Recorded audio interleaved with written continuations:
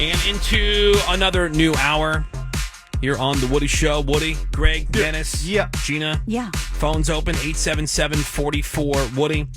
You can send us a text. Send your text, check in over to 22987. Hopefully you had a great weekend. Weekend cheers and jeers.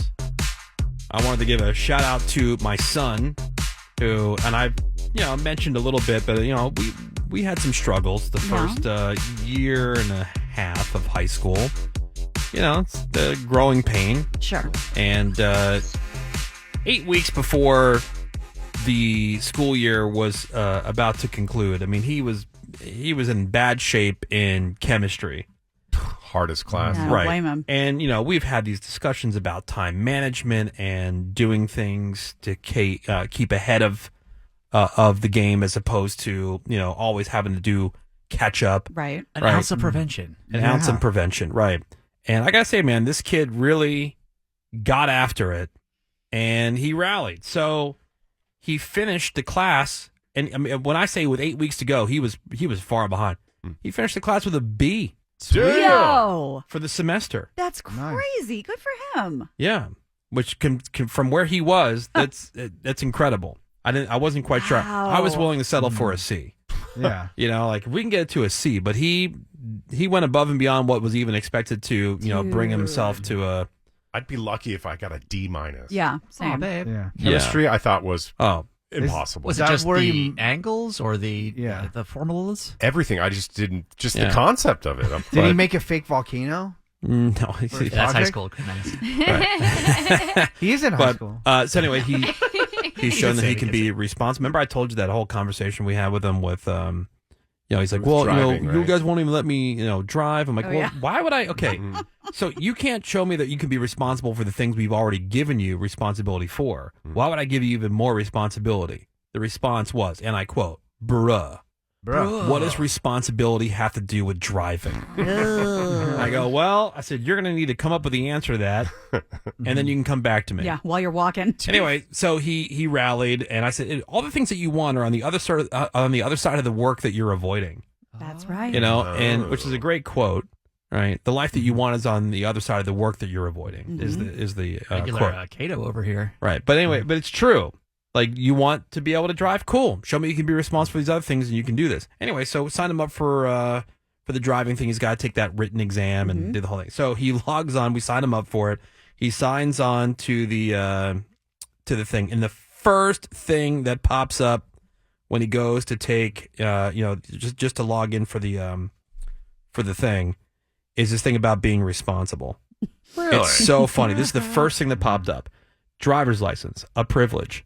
Driving is your responsibility. It's a person holding a bunch of responsibilities. Oh, I was like, what's that? Like, all these different words. Lumber. He goes, this is the first thing I saw. That's that old-timey like blue stickman thing. Yeah, like AOL. Windows 95. Yeah. Speaking of driving, this woman in Delaware, she just got her driver's license renewed, and it's good through 2033, you guys. Okay. Interesting, right? And you're like, why the hell is this a news story? Yeah, why is that newsworthy? Yeah, why is this in the news? Well, I have a clip here. Let me find the. Oh man, what the hell did I do with it? Get deleted? Yeah. Son of a bitch! Hold on, stand by. I think we can figure it out. Right? I can Is no it because it's like super long? Okay. What on the renewal? Why is it such a big deal? Because she's dead. She's legally blind. She made her own license. She got in an accident that day. She's 93 years old. Ooh, that's a good guess. Yeah. Oh, she's from the future. She died 40 years ago. She hasn't been born yet. What? Sam is the closest. Her name is Susan Young Brown. She is not young. She's 108 years old. There we go. Yeah. I'm over 100. 108. They renewed my driver's license Sounds safe. Sounds safe. until 2033. When I get up in the morning, I get down on the floor and I have an exercise routine. I think I've been doing it for the last 20 years. Oh, man. Since she was 88. Damn. I told you last time I was at the DMV, this old lady goes out of the building in a walker and walks right up to her car. She can barely open the door. I'm like, your response time on anything has to be horrific. Yeah. And I get it. Like, shouldn't really, they need their independence. And, it's not really, like, okay. You can live without it. Yeah. No, that's what Uber's for. You can make your way my around grandmother, town. who's 98, she's not driving anymore. She knows better. They should do. They should bring the old people in there, the DMV, check the eyes, like you would, check the hearing, like, whatever, and then have them play around a whack-a-mole. Right. They gotta how many they get. They got to get a certain score if they want to keep their license. It's a certain reaction. Not a bad idea, actually. Right? As it seems reasonable. It does. That would be the perfect game. Seabass, weekend cheers and jeers. I actually have, speaking of audio clips, if you want to go to my main folder, I have a little clip right there up top. And cheers to bros, specifically the Tarps Off Bros, which is becoming a big thing. It has been for a while, but this has been a trend now for the Major League Baseball season. And it is, you get a bunch of bros together, you go buy some cheap seats to whatever game you're in, and you take your shirts off. Oh, sweet. Tarps off, which is sort of the fun, modern verbiage, barstool style imagery, or verbiage, I should say. But it's like poured into all other things too. You do it at fake football games. Yeah, it's big at the Cardinals games in St. Louis. They have a whole section devoted to it now. They the St. Louis Battlehawks, football. They're doing the Tarps Off thing there. Right. You'll see it. Like I said, any student section, any football game in the fall, you'll see it there. And so it's time to cheers to that, because it's unabashedly broy. It's perfect. Which you love. Which I do love. And bros being bros, like we should be allowed. Do they paint stuff on themselves? Oh, of course they do. I thought you would say, this is so look at me. This is so pick me. Anything broy he loves. But this is still that. That's a fair criticism, Gina. And I definitely, I wouldn't do that today as an elder bro statesman. Elder bro statesman. But it's perfect for your 15 through 25-year-old bros. They're just screwing around. Here they are. Now, they had the Cubs in town. For folks who don't know, Cubs are obviously the big rivals of the Cardinals. And they had PCA. You'll hear that's the name. It's Pete Crow Alonso, something or other, whatever. He's a big hotshot all-star for the Cubs. They're yelling at him because when you have all these bros together, the reason I like it, Gina, is because it adds atmosphere. Oh, It's like the bleacher bums in the 80s and 90s for the Cubs, or the black hole for the Raiders, which had more stabbings or anything. So they're screaming at PCA for the Cubs, and this happens.